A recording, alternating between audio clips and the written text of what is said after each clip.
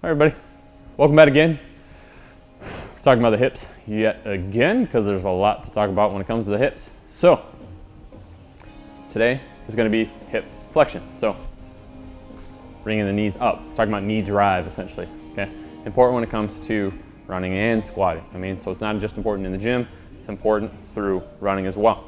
Okay, main thing with that is my ability to drive my hip up determines my ability to clear the ground without dragging my foot. Okay, so what's happening most of the time is if people don't lift their knees, so either they're weak or they don't have the mobility to bring their knee up, what ends up happening is they drag their foot along as they run. Okay, so what ends up happening though is that shortness, they tend to put more strain through their low back by pulling backwards because it pulls them forward. If this is tight, pulls my pelvis forward, which tilts it this direction, and I have to try and stand up through my low back instead of being able to actually pull my pelvis into a neutral position to get comfortable. Okay, but I also have to be able to squat down and clear through my hips and come back up. Okay, same thing that happens when I pull my knee up when I'm running, is I want to be able to clear through that and bring my knee up. Okay, that control again is here. What you'll see with common faults though is either somebody just can't lift to there, or when they start to lift, they bring their hip out and they turn their foot up. Okay, I have to fight that on my left side right now because I've got a tissue issue right up front with my hip flexor. There's actually your rectus femoris that runs across as well through your hip that acts in this motion. But it's kind of bugging me, so when I start to lift to take that pressure off, I rotate, and at that point then I'm lifting with my adductors that bring my leg in. I'm pulling up that way instead of actually using my hip flexor in that range. Okay? So 90 degrees may be healthy. You should be able to bring it almost to your chest. Okay, this should be pretty easy.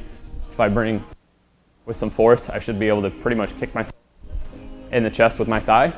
Okay, that means I'm pretty clear and healthy through my hips. We'll go over some mobility drills to kind of help clear that area for you guys. One that is very good though is couch stretch. Drew does it all the time. I'm trying to get better about it. Helps kind of lengthen through not just that hip flexor, but again, that rectus femoris that actually runs across your hip and your knee. So what ends up happening is, if I do the stretch, is I have to put my knee in flexion, and then I start to extend my hip. And as you can see, I'm a little bit tight, so I may have to start a little bit away from here. Okay, completely different than if I just grab my leg and pull here, because I'm short through here instead of actually lengthening through both of these.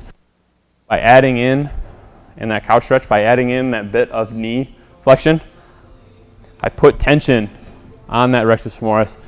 Then as I start to straighten out my hips and try and straighten out through that hip flexor, I've got added tension already to that rectus femoris too, which is trying to stretch that even more.